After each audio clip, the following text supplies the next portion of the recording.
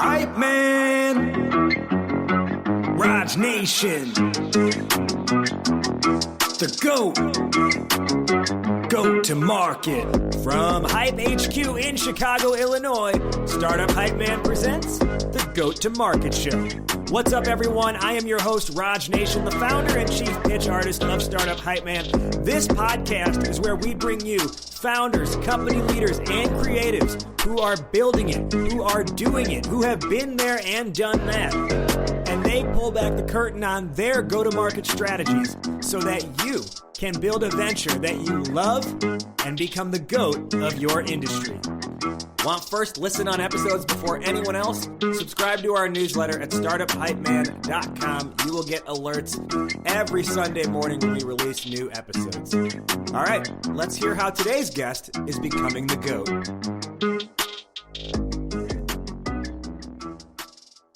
Ladies and gentlemen, making his way to the microphone from Hawaii by way of Los Angeles and currently residing in Chicago, Illinois, he is the co-founder and chief revenue officer of Sales Assembly.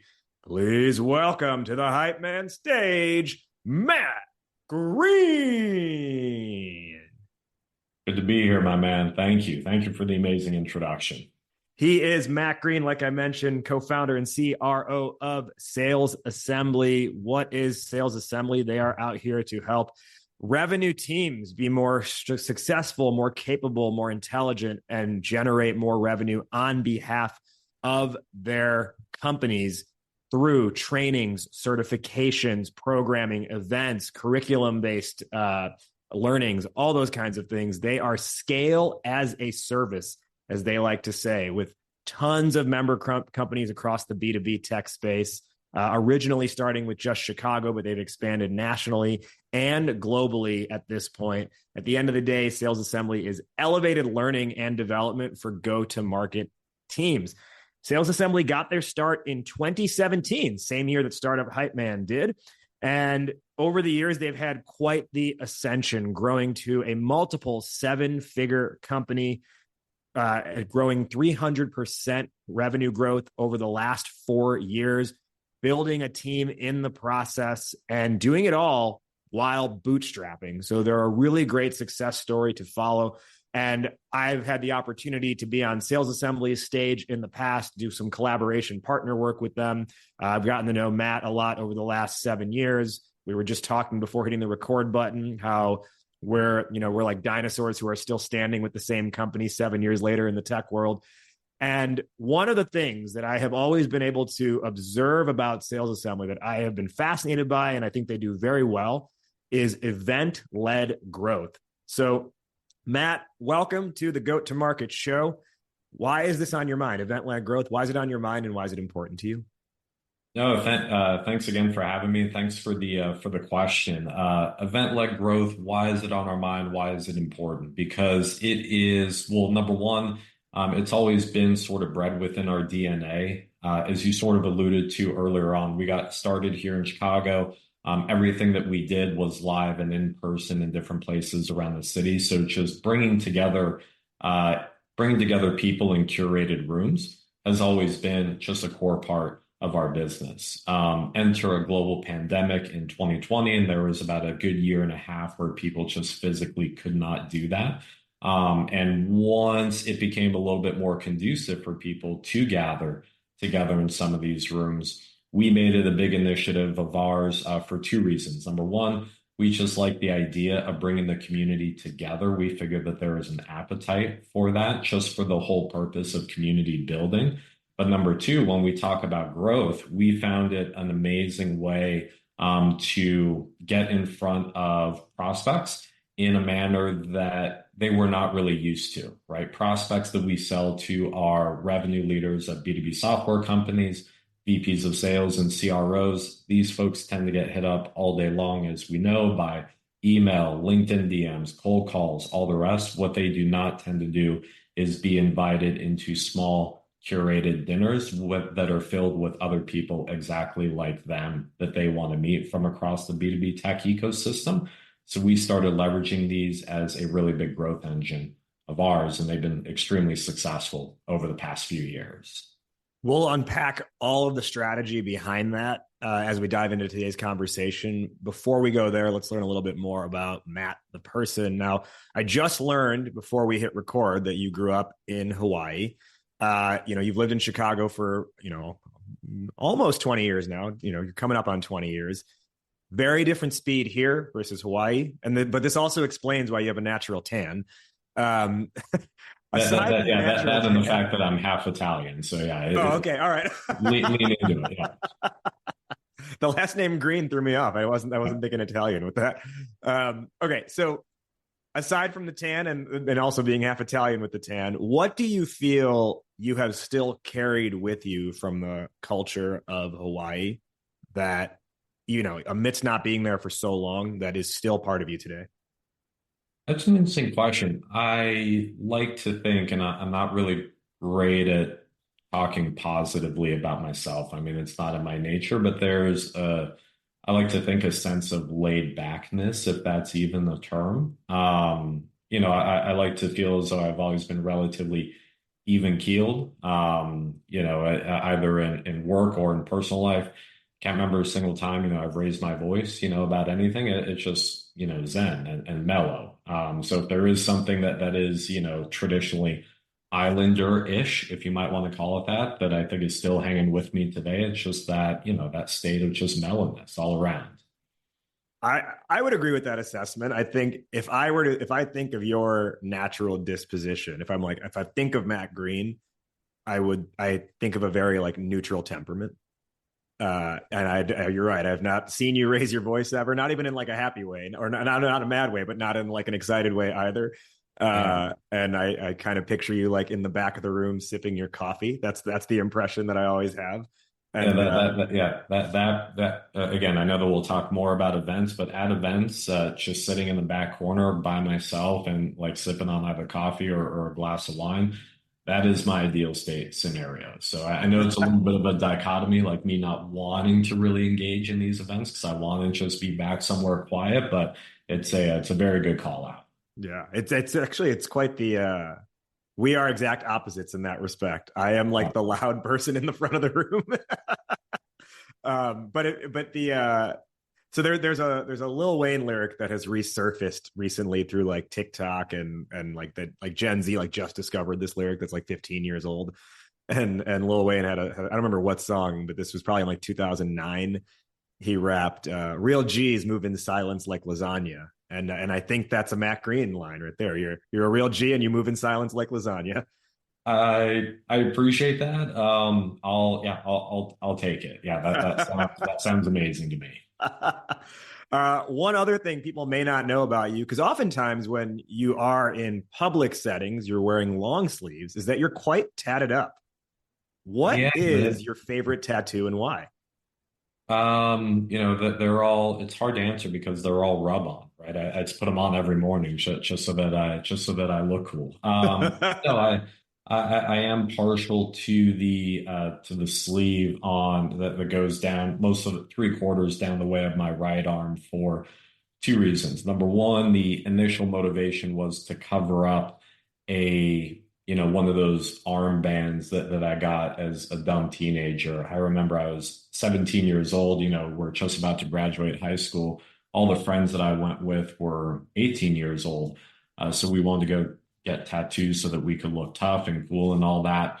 And in the process of trying to look tough and cool, because I was under 18, I had to have my mom come in behind me and sign a release so that I could get a tattoo, which automatically sort of negated the coolness factor and the toughness factor.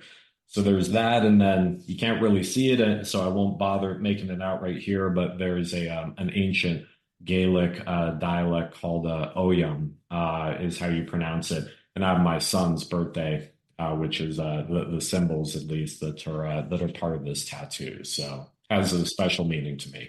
Yeah, that's great. The average child growing up, I would say the majority of people who work in sales today did not grow up saying, when I grow up, I want to work in sales. What was your foray? Like, how did you even first get started in sales?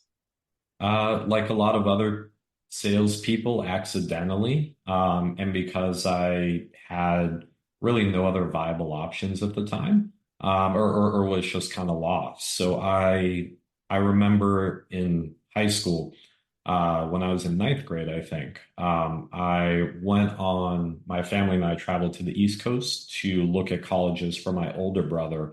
And during that trip, I remember touring the FBI headquarters. I said, "Oh my God, this is it. This is what I want to do." So I planned for it, studied criminal justice in college and had planned on going into a career in the FBI. And the day that I graduated, I woke up and for some reason, like, I don't want to do this anymore. So I was like, okay, well, what do I do? And what does someone do when they can't follow or decided to have not followed the career path that they had studied for? Tend to fall into sales.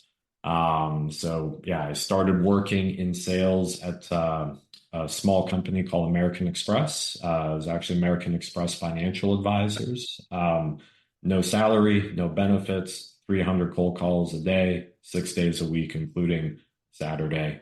And that's how I was brought up in this industry. Wow. Wow. The no, so I've never done I guess aside from running my own business and getting Yeah. that started, I've never done for someone else the no salary, only commission thing. How do you, if you think back to that time, like, how do you operate day to day knowing that there's no guarantee on the other side? Yeah, they like to think, and of course, there is an argument for this that it is, an additional motivating factor. If I don't make an additional 5, 10, 15, 20 dials, I'm not going to have the opportunity to get paid. Mm-hmm. And, in their, I'm not sure if you want to call this a defense, but the environment that they built there was very similar to the movie Boiler Room, Mm-hmm. right? Where everything was really pumped up and exciting and like, hey, here's how much money you're going to make if you do this, that, and the other thing, and very competitive. But yeah, at the same time, leadership would, every 2 weeks, that we would have a new class start of where, my first day was me and 8 or 9 other people. Leadership would take bets on how many of us would quit within the first week. That was just the type of environment that we operated in. Through that experience, obviously you liked it enough to stay in sales for a long time. And then you end up with your co-founder, Jeff Rossett, in 2017, starting something called Sales Assembly. But I don't know if it was originally Sales Assembly or was it originally Venture Scale, or was Venture Scale maybe an offshoot program of Sales Assembly? Can you kind of talk about the founding journey here? Yeah, so one clarification for what it's worth, I wouldn't say I enjoyed it. I'd say I did well enough at it Okay. to justify continue doing it. So Okay. yeah, it's just small difference there. But yeah, the quick version is continued working in the financial services industry. Got an opportunity to move here to be a part of a new division of JP Morgan here in Chicago. Did that for a number of years. As I was working in that industry, I got recruited to join a Series A startup here in Chicago as one of the sales leaders. Jeff, who I had met serving on the board of a charity a few years prior, he was one of the first people that I hired over there to work on my team. So we had worked there together for a good year and a half. Wake up January of 2016, LOL, we both got riffed along with a good percentage of the company. So we're just forced in this position where it's like, okay, what do we do? Did we go find W-2 jobs or do we kick around some other ideas? And sales assembly actually was initially Jeff's idea. Prior to that, we had kicked around a couple of other ideas that hadn't gotten off the ground. But Jeff had this idea for sales assembly, which really started just as a community for VP and C level revenue leaders of B2B tech companies that were here in Chicago, because we saw that none had existed and we saw that there was an appetite for these types of leaders back in Chicago in the 2017, 2018 sort of era to get together to exchange ideas and best practices. Mm.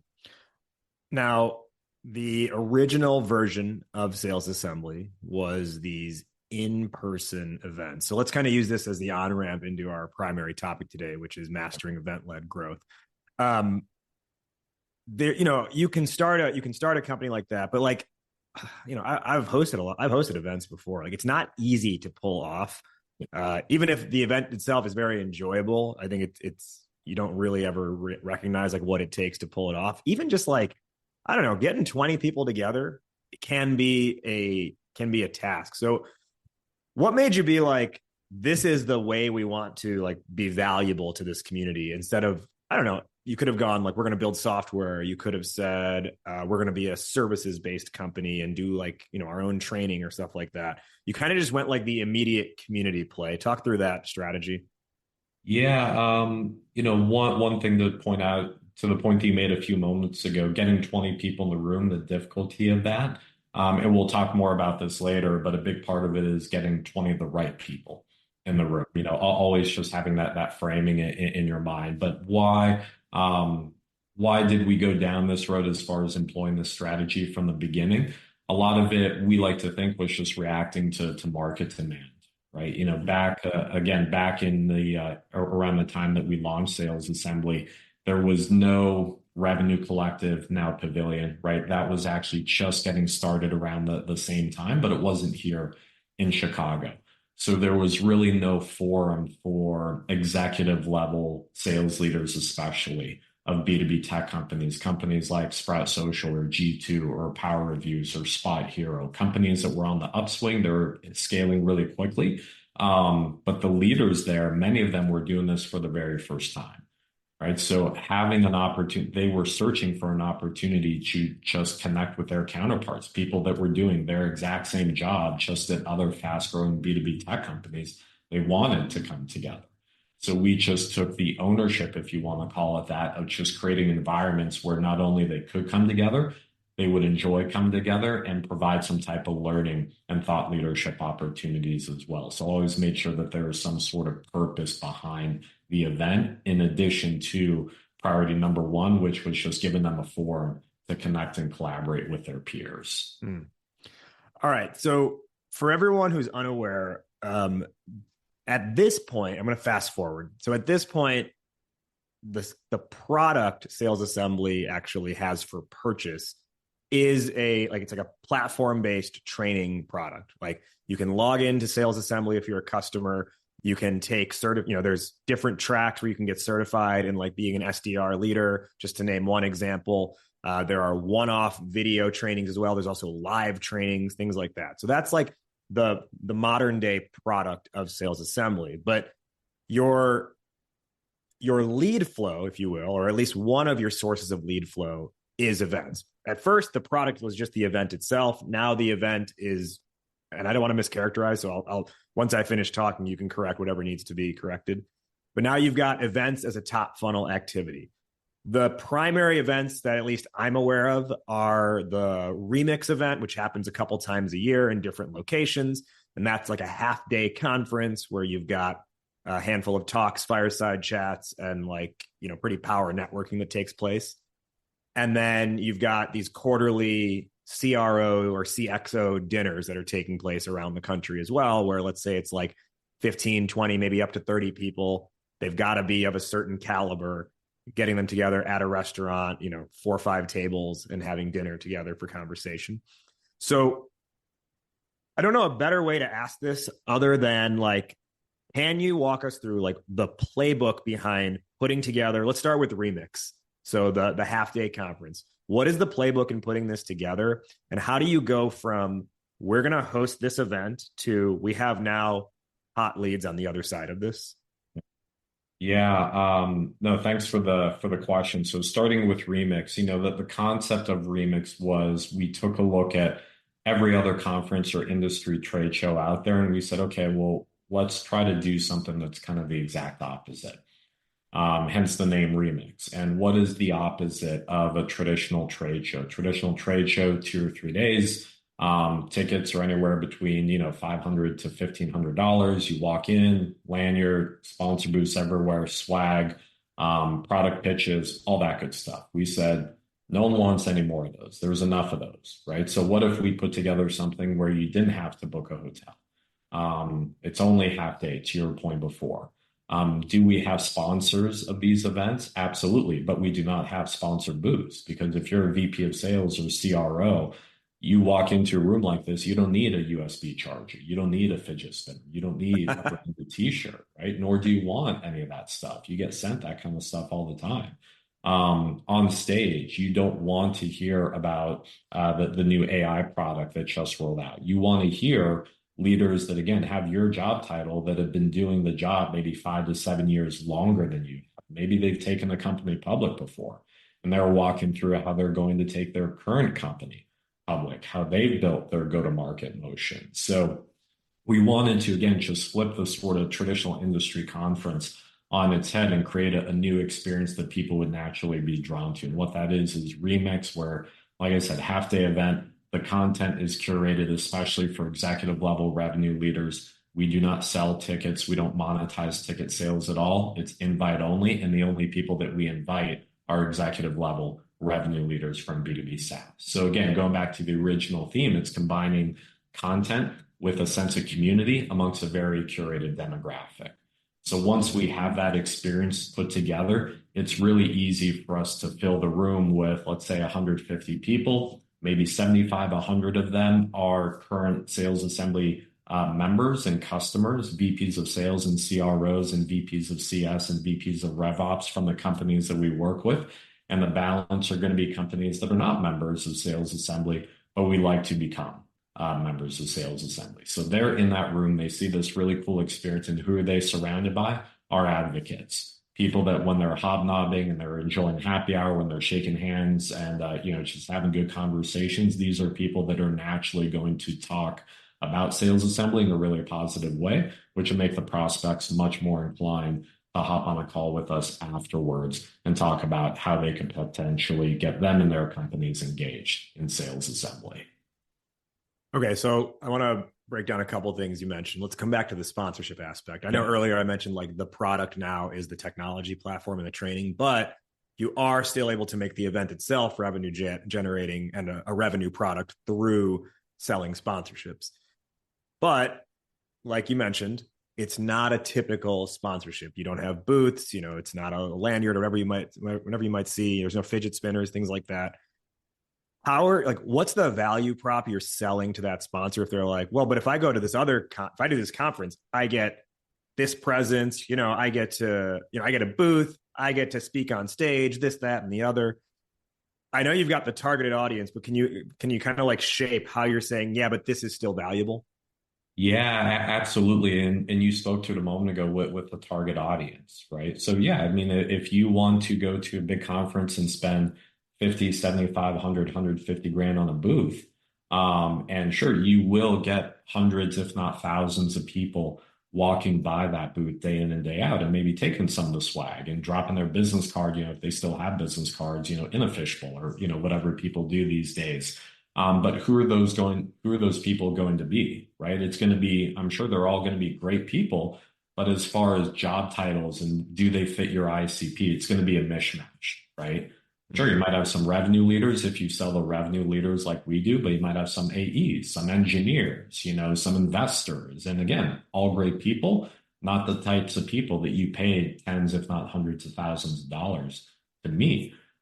Sales Assembly, what you spoke about a moment ago, the crowd is what we're selling, right? So if you are a company that has a product or service, a company like Gong that we've been fortunate enough to partner with over the past 6 years, or a company like Lavender that we partnered with over the past 2 to 3 years, you have a product or service that you want to sell to VPs of sales and CROs, I can tell you, I could essentially guarantee you that in this room, there's going to be 150 VPs of sales and CROs. And if you want proof of that, here's the attendee list of all the other Remix events that we've done over the past few years so that you can validate that, right? And sure, we're going to give you branding. We are going to provide, some other opportunities for you to maybe engage with a crowd while you're there. But the value is going to be your sales team is sending these people emails all day long. They're cold calling them. They're not responding. You want to meet them in person, they're all going to be here, right? And they're all going to be here for this half-day period. Let's give you and your sales team an opportunity to meet these folks in person and build authentic relationships that you can then follow up on after the event. I might have misspoke earlier when I said they don't get stage time if they're a sponsor. Is that an option if someone's paying the right sponsor level? It is an option. It candidly doesn't have anything to do with spend. It has to do with whether or not, and this goes back to the curation of the content. It has to do with whether or not we think that the content that they're going to provide is going to be conducive and befitting the executive level crowd.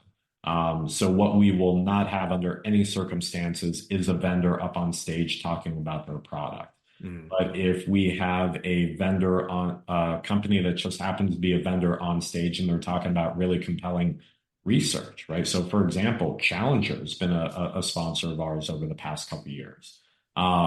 We've had them on stage multiple times, whether they've paid to be on stage or not, simply because we know from experience that they always bring really compelling research and insights that the VPs of sales and CROs in the audience love consuming. And that's what matters most to us. Now, it is very easy for, if a sponsor to get on stage it's very easy for them to do a product talk and almost a demo. Can you share how, like, what's your process for really being like scrutinous to make sure it is going to be valuable content? Do they have to like submit slides in advance? Do they have to run the content by you first? How are you actually vetting that? Yeah, all of the above. Not only do we set expectations well in advance, if we're going to engage in a sponsorship arrangement, we being me as the person that traditionally sells these things, sets expectations as far as like, hey, here's what it needs to look like, right? And again, money aside, whether or not we want you up on stage, that's going to be entirely up to us, right? And a big part of that is going to be, like you said, just vetting the content well in advance, both with the leadership team and the product team that we have here at Sales Assembly.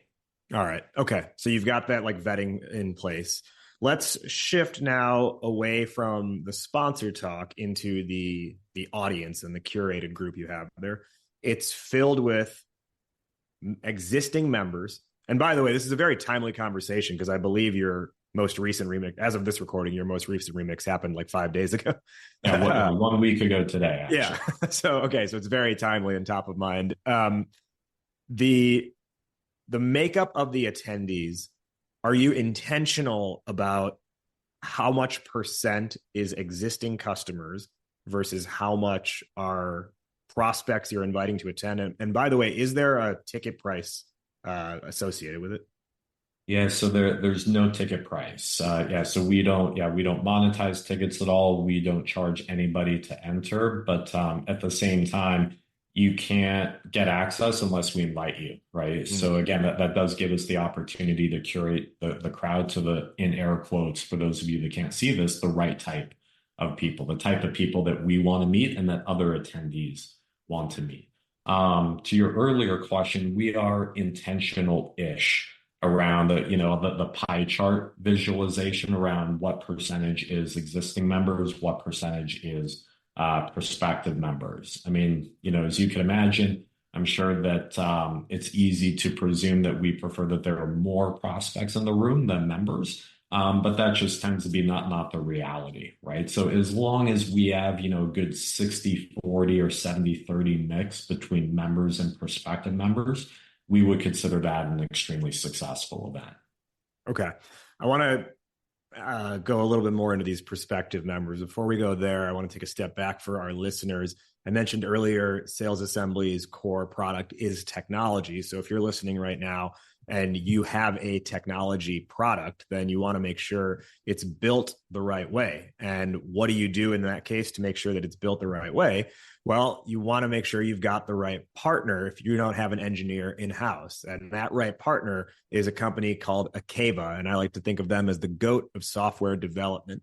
The reality is, I personally have seen way too many startups that I'd like to admit get screwed over by using offshore or budget dev shops. And those offshore and budget shops, they are providers who are order takers. They will do the bare minimum. And that often really means your software has gaping holes in it. I've got a couple nightmare stories of that from some of our clients. Or you're forced to pay hidden release fees to claim ownership of your code. And then there's Akeva, who doesn't do any of that. They actually build strategically for scale from day one. They act as your advisor along the way, and they will say, I know you wanted to do it this way. We think it should be done this way. And the other way they might recommend is actually possible. It's going to cost you less money if it makes more sense for your overall build. So they help you make product decisions along the way. They also give you full ownership of your code by default. So all of that said, they've got a killer offer for you, and it's a you call it code review. Akeva will review the most critical parts of your code so you can see exactly what your tech needs to launch or scale. And they'll do this completely for free, and then you call it from there. So do you want to handle things on your own? You call it. Do you want to get Akeva's dev help? You call it. Do you want to just take it somewhere else to a different provider? You call it. It's an unbeatable offer that you really want to take them up on.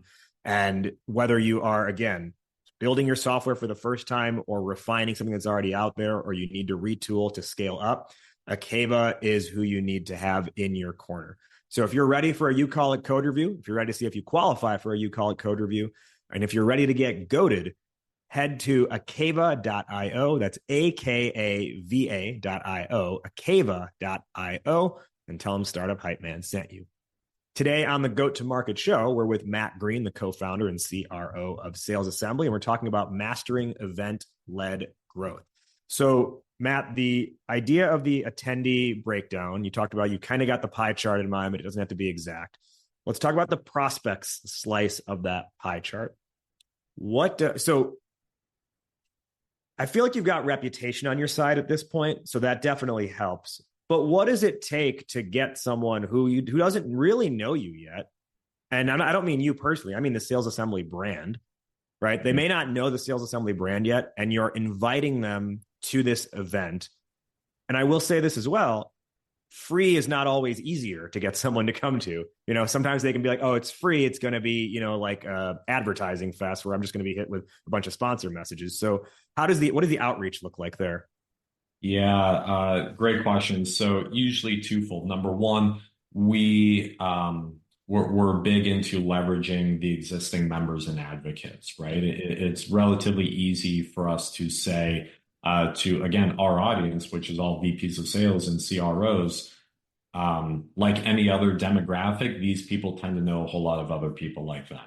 Right. So whether it's just a general like, hey, who do you know that should come to this that, might not be yet, or us doing the work, which we do tend to operate in this manner. We actually do the work, go on, let's say your LinkedIn profile and say like, hey, Raj, I know that you're connected to these one or two people. They would make great audience members. What do we think about getting them access to the event? So that's one big way that tends to work. And another big way, and this goes back to the value of having a curated audience. And I don't understand why I do understand why more event organizers don't do this, because they don't have such a curated audience, but we lead with our attendee list, right? If we're reaching out cold to an executive level revenue leader that, again, is getting pitched stuff all the time, and we say, hey, come to this event, here's the agenda, it's free. And oh, hey, by the way, here's an Excel sheet, about 100 names on it right now. You're going to see all the names, job titles, companies, right? And you're going to be able to see that, hey, wow, this is a really gangster list. These are people that I recognize. These are brands that I recognize. If they're all going to this event, must mean that there's something here, right? So we usually follow those two tracks to get it done. So there's a little bit of like FOMO that you're able to build in with that. Yeah, it's a combination of FOMO and we shouldn't sleep on just the general concept of credibility. Right. That there is the whole strength in numbers argument. I think that the same applies when you're talking about bringing together an event of a very targeted group of individuals. Just them seeing a very credible, we like to think, credible RSVP list of other executive level revenue leaders goes a long way towards motivating them to join. Okay. I like that approach. And, if you rewind, 4 or 5 years ago when it was a much smaller team, I have to imagine you and your co-founder, Jeff, are actually probably doing a lot of this outreach yourself. Now you've got, you have account executives on the team, you have salespeople on the team. Is there any loss of like fidelity or trust when it is like when it's you doing the outreach, it's a peer reaching out to another peer. So is there any loss there when it's, someone who's technically not a peer, an account executive reaching out to a CRO? Yeah, that there's validity in that, and there could be. I still do all of it, or all of it, most of it, Okay. and in large part for that exact reason. Not only that exact reason from that peer-to-peer component, but also when we're making the asks of invitations, especially the plus one strategy. Who are we asking? We're asking, the VPs of sales and CROs that traditionally, I sold the bulk of those, to become members of Sales Assembly in the first place. So I already have a pre-established relationship with them. It's easy for me to go in there and say like, hey, we talk every month, every few months, whatever the case may be, we keep in touch. We have this relationship. I know that you're coming to this event. Why don't you invite this one or two people or these one or two people that I see you're connected to on Hmm. LinkedIn? All right. So you're still involved in the process, and then um, that's helping bring them in. The other side is now like the output of the event, right? So it's one thing to get people to be, existing members to be talking about it, talking Mhm. about how they love the platform, all that stuff to prospective members at the event. And I'm sure that creates some natural inbound interest, but still the average person is not coming out of that being like, oh, the first thing I'm going to do coming out of this event is reach out to the sales assembly team to see how I can sign up for their platform. Yep. What is the outreach look like coming out of the event? Yeah, so it's twofold. Number one, it's being intentional during the event, making sure, and I know that this can be tough when there's 100 plus people in the room, but making sure that we are allocating our time appropriately to, meaningfully engaging with the prospects that we have in the room.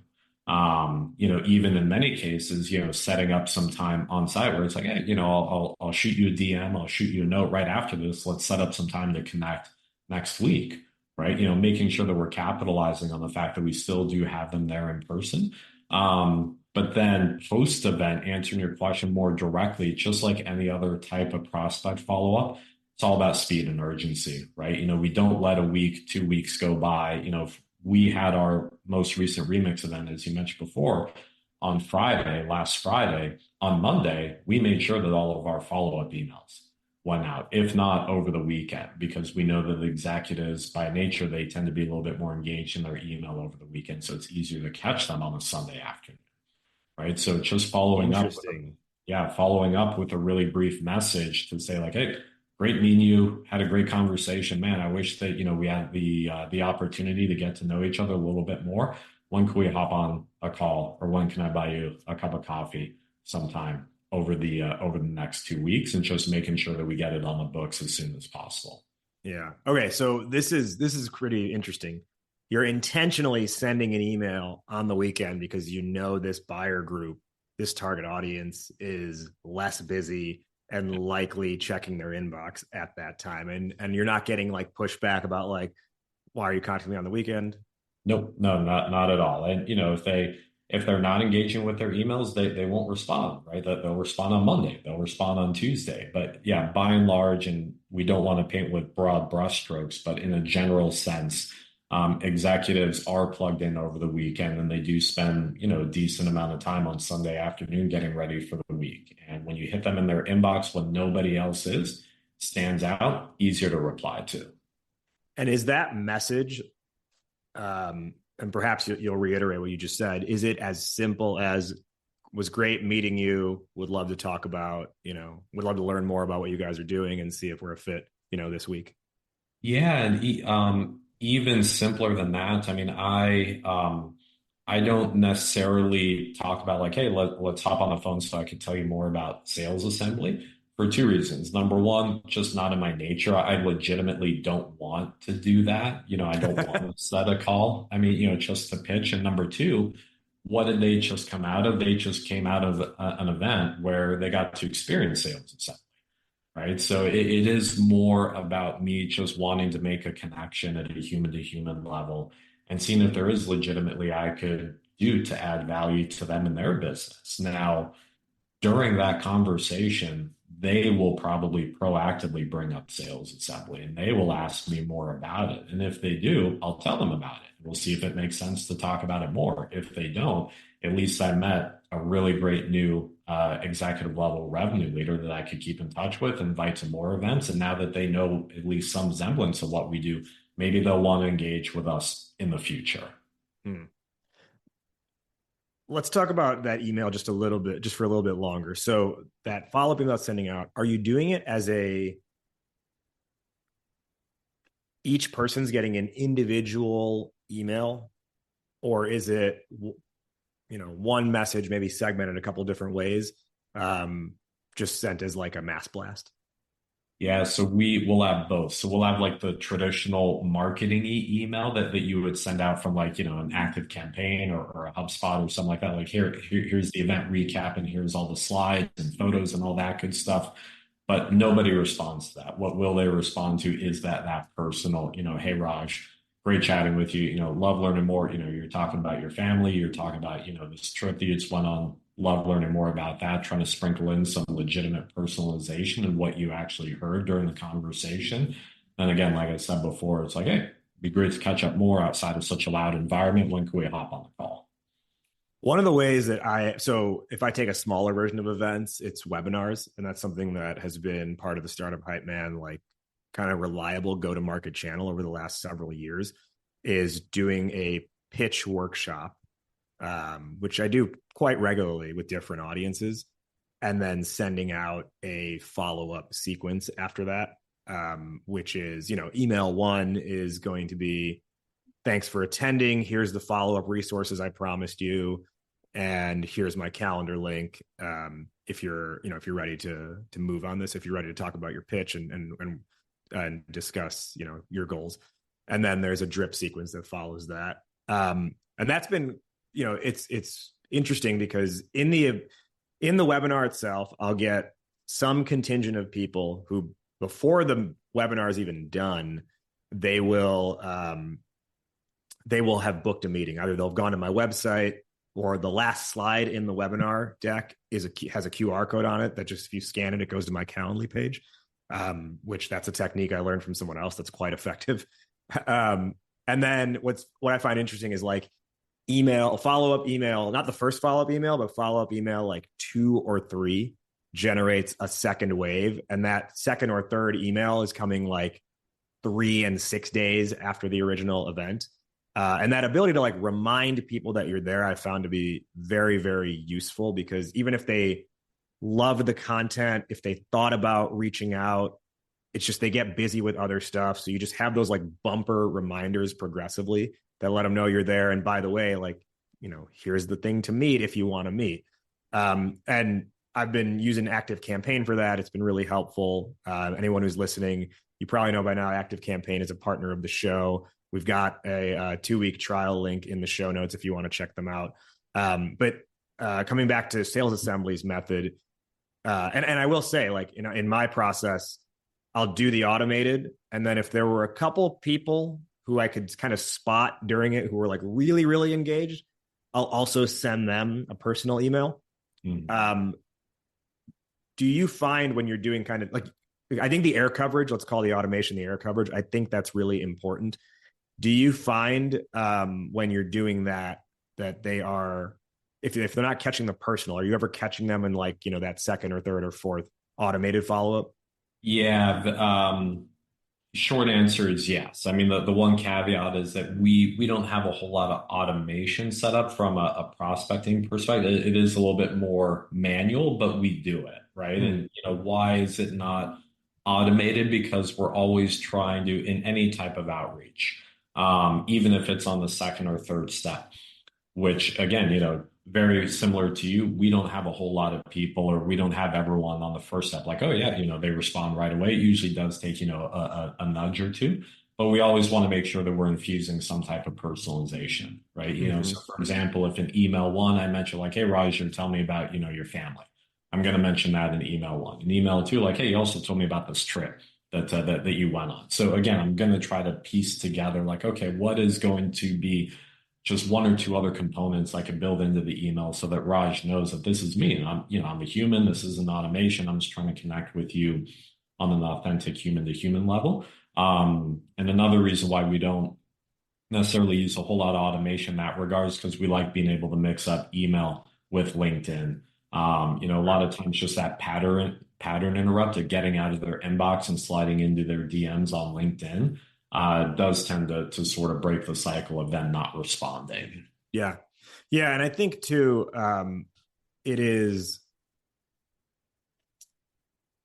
it doesn't hurt to be in multiple places.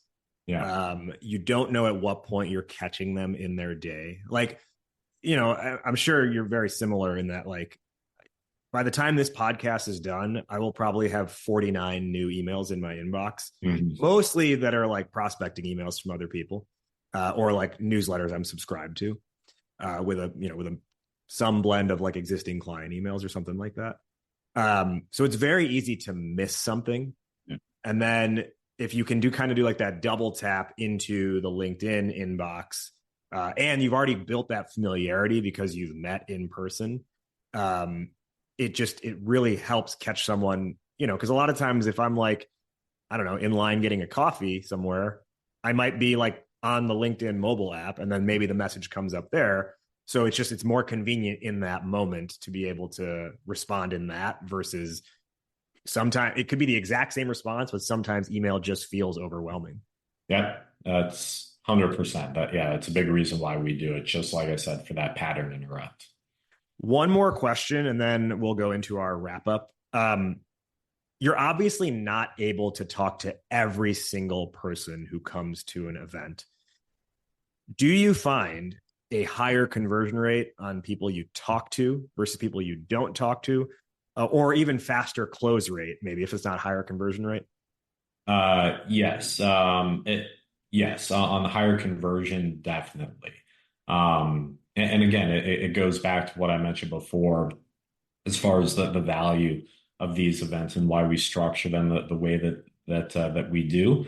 It's all in service of just building authentic relationships with people. And now, whether or not our service is a good fit for them or not, decide that at a later time. If it's not, don't want to push it, we'll keep in touch. It's going to be great to have them in our network. But yeah, I mean, once you build that level of familiarity, right, after having engaged with someone in person, it does make the entire sales process getting to either yes or no, right? And no is just as valuable if you get there quick.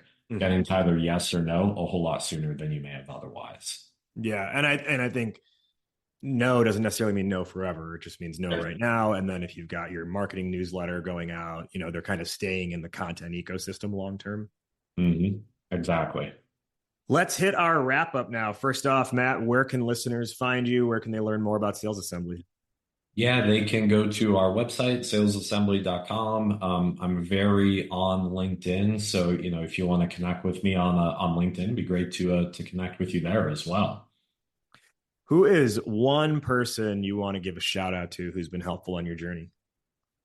One person, she gets a lot of shout outs, but she's worth every single one of them. Sam McKenna, who many people listen to this podcast might know. If they don't, they should begin following her on LinkedIn. I like to think that we operate in a very similar manner. We've both been building businesses over the past 5-6 years, so it's been great to, we actually have a monthly a standing monthly connect, her and I, where we just talk about like what's going on, what's working well, what's not working well. So having that type of support outside the four walls of Sales Assembly has been extremely valuable, and she's just a great person all around. And the sales knowledge bombs that she drops are much, much, much better than anything that I could ever do. So please do follow her if you're not already. I will second that. She's a great follow, and she drops amazing knowledge, and a lot of it, I'll be like, it's a lot of stuff that I'm like, I was doing it this way, but I was never doing it that way or that degree of that before. So definitely, everyone give her a follow. We'll now do our final one or two lessons or takeaways for the listeners based on the discussion today. I'll go first and I'll toss it back to you. The topic today was mastering event-led growth. We covered a lot of really good stuff. The note that I wrote down, if I can read my own handwriting here, is if you are hosting an event, or even if you're attending an event, be intentional about who you want to talk to, and make sure, if you feel there's a viable sort of, follow-up connection there, that on-site setup time, like set up that follow-up meeting, whether it's pushing them a note saying, hey, reminder, let's connect next week, or just like popping them your calendar link in a DM or an email right there. I think capturing the momentum while you have it is so valuable and important. Matt, 1 or 2 lessons or takeaways for the listeners on event-led growth? Yeah, I'd say going back to taking a step back from where you were, just if you're planning an event, the curation of the crowd is going to be of the utmost importance. It's going to not only lead to a more successful event for you from an ROI perspective, but it's going to make it easier to gather people not only to that event, but to future events, because the brand credibility it's a very small ecosystem. Whatever ecosystem you sell into is a small ecosystem. People know each other, they connect with each other, they talk to each other. Make sure that you're building a good brand as far as the events that you're putting on. My last question, which is how we end every episode on this show, fill in the blank. Matt, entrepreneurship is blank. Exhausting. Like exhausting, but exciting. Yeah, with that qualifier. Entrepreneurship is exhausting, but exciting. I love it.